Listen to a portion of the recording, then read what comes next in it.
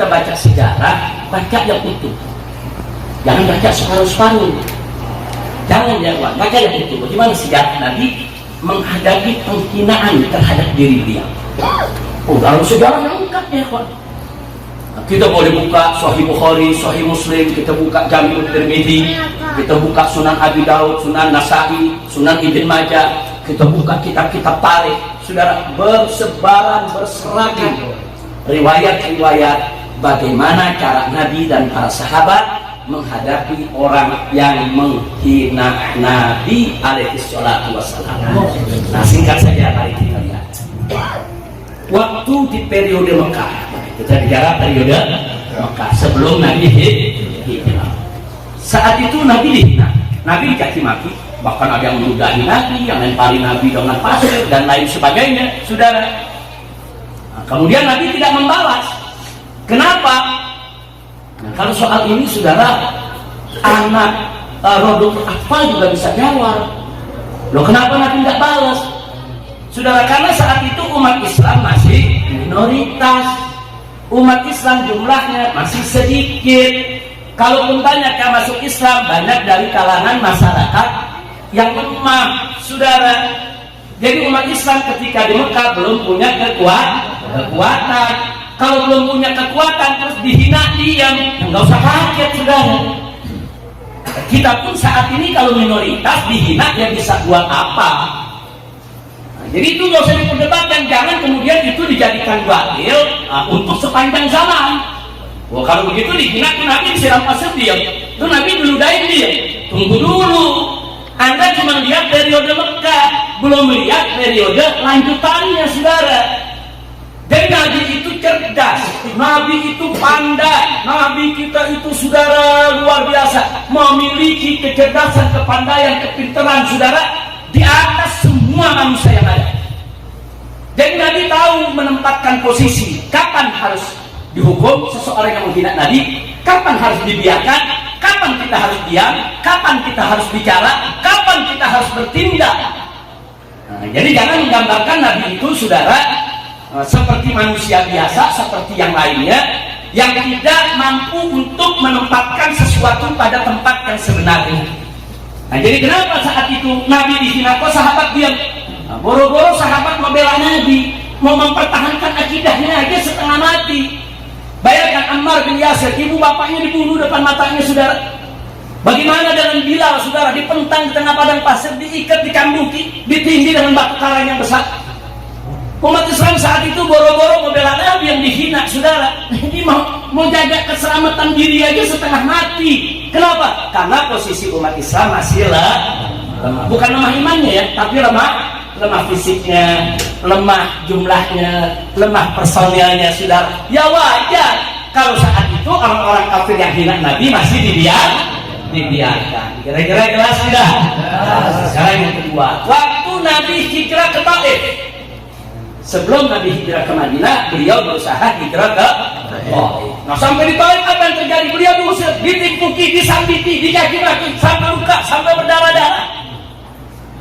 Sudah, sampai malaikat datang kepada Nabi menawarkan diri, murni ya Rasulullah, perintahkan kepadaku ya Rasulullah, engkau terbalikan ini gunung yang ada di Taif untuk dimusnahkan itu warga Taif. Tapi Nabi tolak, ya berhenti dulu sampai di sini. Malaikat menawarkan bantuan menhancurin Taif. Saya bertanya, malaikat mampu? Mampu. Kalau Nabi menganggukkan kepala, selesai. Selesai kalau Nabi mau balas ya. Tapi saat itu apa yang dijawab oleh Nabi kepada malaikat yang datang? Kata Nabi, la bal aridu an yakhruja min aslabihim man yu'minu billahi wa rasulih. Jangan. Bahkan aku memohon kepada Allah, berharap kepada Allah agar di suatu hari nanti akan lahir dari keturunan mereka orang-orang yang beriman kepada Allah dan beriman kepada Rasulullah sallallahu alaihi wasallam. Sudah. Nah, di sini ada pelajaran buat kita. Kenapa Nabi nggak balas? Nah, kalau di Mekah kita bilang waktu itu tadi lemah, umat Islam nggak bisa balas. Kali ini bukan nggak bisa balas nih, ada malaikat datang nawarin diri, kalau balas bisa. Bisa, cuman ada satu kunci yang Nabi ajarkan kepada kita ya ikhwah. Nabi saat itu melihat penduduk Taif ini sebagai korban propaganda kafir Quraisy. Lah, kan Nabi nggak kenal mereka nggak kenal Nabi. Kok bisa-bisanya mereka nolak Nabi alaihi salatu wassalam? Dari mana mereka menganggap Nabi ini berbahaya, Nabi ini tukang sihir, Nabi ini pemecah belah bangsa? Karena fitnah yang disebarluaskan oleh kafir Quraisy di kota Taif. Kafir Quraisy itu kirim utusan, awas kalau Muhammad datang usir, awas kalau Muhammad itu datang jangan diterima di sini. Muhammad itu pemecah belah bangsa. Gara-gara Muhammad kami di kota Mekah anak dengan orang tua pecah. Kami ikut agama Muhammad. Muhammad ini berbahaya, Muhammad ini tukang sihir dan seterusnya. Sehingga masyarakat Taif termakan isu tadi ya. Artinya apa? Mereka nggak tahu, mereka cuma korban. Inilah dasarnya Nabi. Nabi nggak mau menjatuhkan hukuman kepada korban ya. Jadi mereka tidak tahu apa-apa. Bahkan Nabi doain, Nabi kesian ini mereka nggak tahu apa, mereka nggak ngerti, cuma ikut-ikutan, kemakan isu. Maka itu Nabi nggak hukum sudah. Subhanallah. Kira-kira jelas ya? Cerdas nggak kita punya Nabi? Cerdas. Oh ini korban. Ini korban isu. Kalau sekarang ini korban berita hoax sudah. Nah, ini korban. Kalau korban itu bukan dihukum, dikesihani, diajarkan, dibina, didoain, biar mereka sadar, biar mereka mendapat informasi yang benar. Itulah dasarnya Nabi kita Muhammad Sallallahu Alaihi Wasallam. Sampai di sini jelas tidak? Itu waktu di kota Mekah bagaimana, waktu di Taif bagaimana cara Nabi menghadapi para penghina. Sekarang kita beranjak ke Madinah. Di Madinah ada dua posisi yang ditunjukkan oleh Nabi, saudara. Di satu posisi Nabi membiarkan orang-orang yang menghina beliau. Tapi pada posisi yang lain ada beberapa penghina Nabi dihukum mati oleh Nabi alaihi salatu wassalam. Nah ini kita mesti bacanya pelan-pelan, kita yakin ada apa sudah. Jangan sejarah separuh diambil, separuh kita buang, nggak boleh.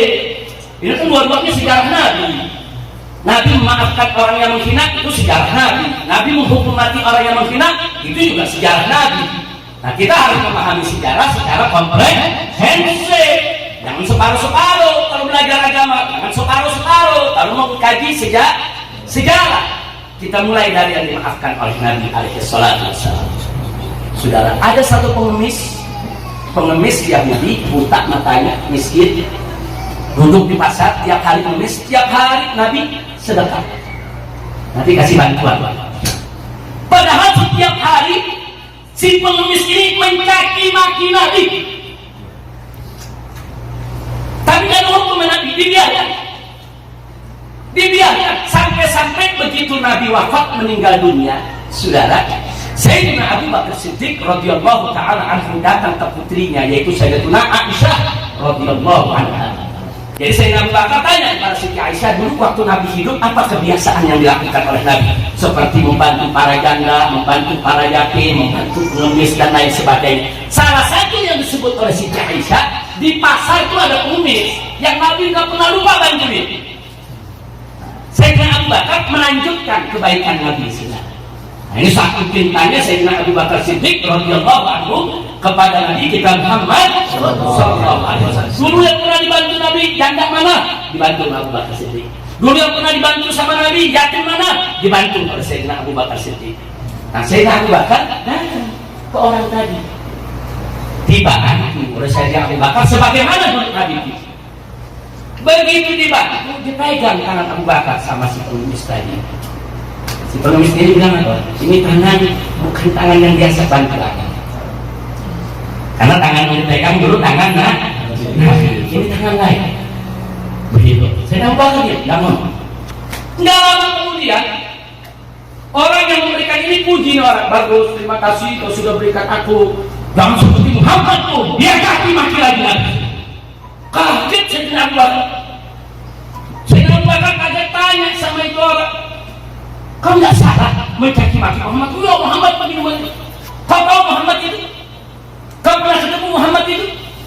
Dia nggak tahu ya Pak. Dikasih tahu oleh Abu Bakar Siddiq. Kau tahu orang yang setiap hari membantumu di sini. Yang tadi kau sebut tangannya begitu lembut penuh kasih, itulah Muhammad yang membantu. Oh, kaget. Orang tadi kaget, menyusul, menangis, saudara. Nah, jadi kita lihat di sini, saudara. Pertanyaannya, kenapa Nabi nggak hukum? Kenapa Nabi nggak bunuh, saudara? Saudara, ada orang miskin, matanya buta, ngemis di tengah pasar, menghina Nabi. Terus kalau Nabi bunuh, apa kata dunia, saudara? Kira-kira dunia bilang apa? Kok betul?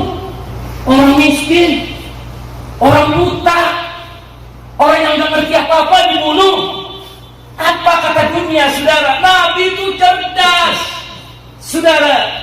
Ini orang buta, nggak tahu apa-apa, nggak ngerti apa-apa. Udah biarin aja, kenapa sih? Itu dasar di jiwa kita punya Nabi. Nabi tahu mana mesti dihukum, mana tidak perlu dihukum, saudara. Nah, jadi nggak setiap orang main hukum, tiap orang main hukum, saudara. Enggak. Kita kalau menegakkan hukum, jangan hanya terpaku kepada faktor hukum. Di sana ada faktor kemanusiaan, di sana ada faktor keadilan, di sana ada faktor-faktor lain yang harus kita lihat, ya kawan. Tidak hanya monoton bicara soal hukum. Kalau bicara soal hukum, yang mesti dihukum Nabi, selesai. Nah, tapi nggak begitu. Pola pikir Nabi tidak bisa lihat, oh ini perempuan, kalau nanti dibunuh apa kata dunia, ya kawan. Nah, Nabi diam, nanti juga ada bakal tahu siapa itu Muhammad. Nanti juga bakal tahu siapa yang membantu dia. Buktinya begitu dia ketemu Sayyidina Abu Bakar tegur, nyosol, nangis, saudara, dan nggak pernah sangka. Yang lebih membuat dia lebih sedih lagi, saudara, itu orang yang membantu di kaki tiap hari, tapi tetap membantu. Subhanallah. Itulah Nabi kita Sayyidina Muhammad Sallallahu Alaihi Wasallam. Nah, sekarang mari kita lihat lagi. Ada lagi orang kafir, saudara, Yahudi, nagih utang kepada Nabi.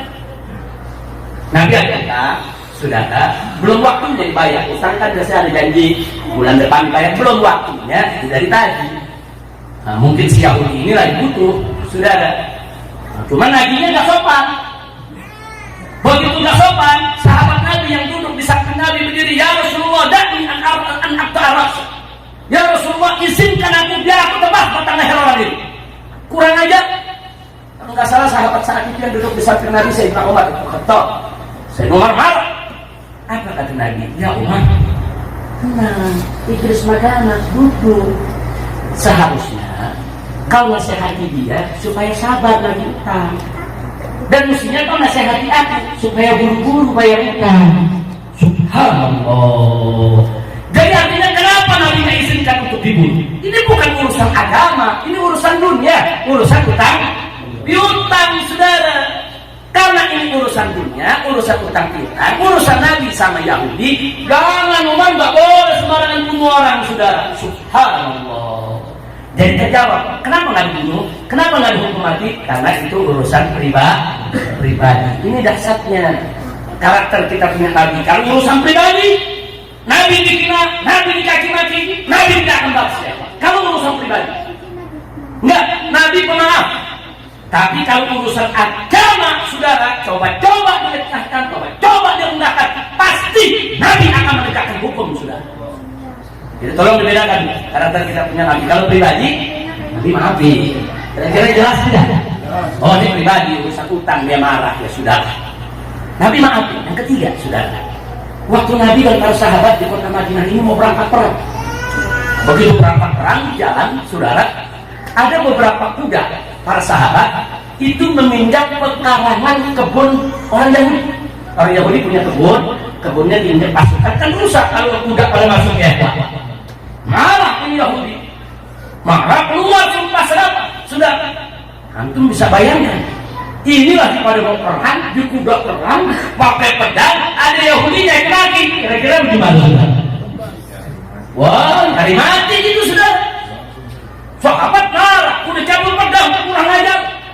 Begitu dari bawah Nabi tahan, jangan. Mestinya Nabi nasihati si Yahudi ini untuk sabar, dan kita harus ganti rugi dia punya kerusakannya. Subhanallah. Saya mau tanya kepada semua yang ada di sini, dahsyat tidak punya Nabi? Sabar tidak? Damai tidak? Mulia tidak? Sallu ala Nabi. Nggak kasih Nabi, ganti. Ini urusan dunia, kita merusak kebunnya, ganti.